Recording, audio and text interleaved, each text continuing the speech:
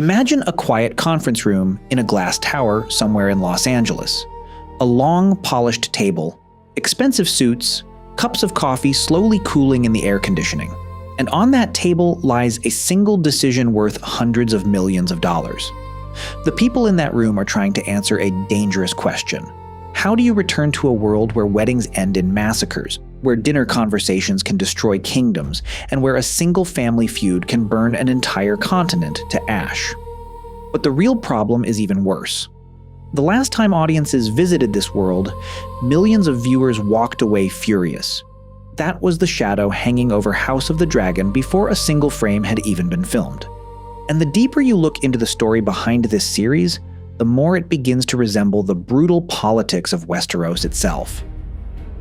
When HBO first started discussing a return to George R.R. Martin's universe, the mood among viewers was complicated. Game of Thrones had once dominated television conversations across the entire world. Offices stopped working on Monday mornings because everyone was arguing about the latest episode. Bars hosted watch parties. Social media exploded after every shocking death. But the final seasons left behind something close to emotional whiplash. Fans debated endlessly about rushed storylines, characters changing overnight, and a finale that felt, to many, like the collapse of a decade of storytelling. By the time the credits rolled on the last episode, the brand that once felt untouchable suddenly looked fragile. For HBO, this created a strange dilemma. On one hand, the company still owned one of the most powerful fantasy universes ever put on television. On the other hand, the audience had become deeply skeptical. Returning to Westeros too quickly could look desperate. Waiting too long could allow the world to fade from relevance. It was like holding a dragon egg in your hands. Incredible potential, but one careless move could burn you. Inside HBO's development offices, the solution was not immediately obvious. Several different spin-offs were explored at the same time. Writers pitched ideas about distant regions of the world, ancient prophecies, and stories set thousands of years before the events of Game of Thrones. One project in particular moved forward aggressively. It focused on the mysterious era known as the Long Night. A cast was assembled, massive sets were built, cameras rolled. Crews worked in freezing conditions filming a full pilot episode. And then something extraordinary happened. After all that time, all that effort, and a budget that reportedly rivaled the cost of entire film productions, HBO watched the pilot and decided not to continue. The series was quietly canceled before the audience ever saw a single frame. For the industry, this kind of decision sends shockwaves through every department. Months of work disappear into a vault. Millions of dollars evaporate. Actors move on. Designers pack up their sketches. But buried inside that failed experiment was an important realization. The safest way back into Westeros might not be a distant mythological past. It might be a story much closer to the political DNA that made Game of Thrones work in the first place. That realization slowly focused attention on one particular chapter of Targaryen history, the civil war known as the Dance of the Dragons. George R.R. Martin had already written about this era in his book Fire and Blood. Unlike the traditional narrative style of the original novels, this book reads like a historical chronicle assembled by fictional historians. Events are described through conflicting testimonies, rumors, and biased interpretations. Some witnesses contradict others. Some details remain uncertain. For television creators, this structure offered both freedom and danger. Freedom because the show could interpret events visually in its own way. Danger because every choice meant declaring one version of history as the truth. At the center of the new project stood writer and producer Ryan Condal, a longtime admirer of Martin's work. Joining him was director Miguel Sapochnik, who had already proven his ability to handle massive spectacle during some of the most famous battle episodes of Game of Thrones. Looming over the project was George R.R. Martin himself. His involvement mattered enormously to fans who had begun to worry that Hollywood might drift too far from the heart of the original world. When Martin publicly supported the series, it served as a quiet reassurance. The storyteller who built Westeros was still in the room, but the creative team faced a fundamental challenge. House of the Dragon had to exist inside the shadow of Game of Thrones while also escaping it. If the show copied the structure of the earlier series too closely, critics would accuse it of recycling old ideas. If it changed too much, fans might ask why it even belonged in the same universe. Balancing those expectations required careful storytelling decisions. The choice to focus on the internal collapse of House Targaryen turned out to be crucial. Instead of following dozens of characters across an entire continent, the narrative concentrated on one royal family slowly tearing itself apart. The scale of the story remained enormous, but the emotional engine became intensely personal. Fathers and daughters, brothers and rivals, childhood friendships transforming into political hostility. The fate of a kingdom would grow out of ordinary human tensions that had been festering for years. From the beginning, the creators understood that the visual identity of the series needed to communicate a specific historical moment. Game of Thrones often portrayed Westeros as a fractured world where power structures were already crumbling. House of the Dragon takes place during an earlier era when the Targaryen dynasty still stood at the height of its authority. The Red Keep appears wealthier, clothing becomes more elaborate, armor gleams with intricate engravings. The halls of power look confident and orderly. And that is precisely the illusion the story intends to destroy. Behind the luxury lies a system already weakening from within. Casting the central characters became one of the most delicate parts of the entire production. In a political drama like this, the face of an actor can communicate volumes before a single line of dialogue is spoken. Paddy Considine's portrayal of King Viserys illustrates this perfectly. On paper, Viserys might appear weak, a ruler who hesitates too long, avoids confrontation, and ultimately allows a succession crisis to grow out of control. But Considine approaches the character with something far more tragic. His Viserys is not a foolish king, he is a man exhausted by the weight of maintaining peace in a family that quietly resents each other. You see it in the way he speaks, softly and deliberately, as if hoping calm words might hold reality together. You see it in his posture, shoulders slightly bent under invisible pressure. Viserys desperately wants his loved ones to behave like a family. Unfortunately, he sits on a throne designed for rulers who treat family as a strategic resource. Across from him stands Princess Rhaenyra Targaryen. The character required two performers to capture different stages of her life.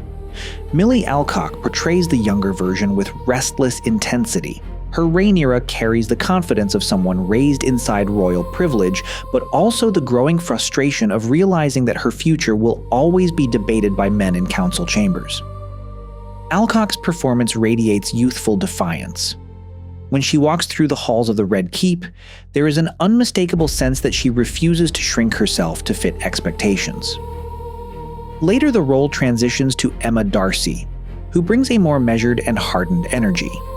This older Rhaenyra still possesses ambition and pride, but years of political maneuvering have sharpened her instincts. The transformation between the two performances feels less like a replacement and more like watching a blade being tempered in fire. Another crucial figure in the drama is Alicent Hightower. Early in the story, she appears almost timid. Emily Carey portrays her as a young woman carefully navigating a court where her father's ambitions shape every step she takes. Her fingers nervously pick at her nails, a small physical detail that reveals the pressure she lives under. When she enters the king's chambers to offer companionship, the moment carries an uneasy mixture of duty and vulnerability. But time changes Alicent as well. When Olivia Cooke takes over the role, the character has evolved into someone far more calculating. Years of court politics teach her that morality and tradition can be wielded as political weapons. She no longer trembles in the background. She sits at the center of the board. And then there is Daemon Targaryen. Casting Matt Smith in this role initially surprised some viewers. His distinctive appearance and strong screen presence made him difficult to blend into a traditional heroic archetype. Yet that very quality makes his Daemon unforgettable. Smith plays the prince as a chaotic force wrapped in aristocratic confidence. At times, he behaves like an immature provocateur, deliberately insulting powerful figures simply to watch their reactions. At other moments, he reveals fierce loyalty to his family name and an almost romantic belief in Targaryen supremacy. The result is a character who feels unpredictable. Dangerous not because he is purely evil, but because his emotions burn hotter than his judgment. As production moved forward, another risky storytelling decision emerged.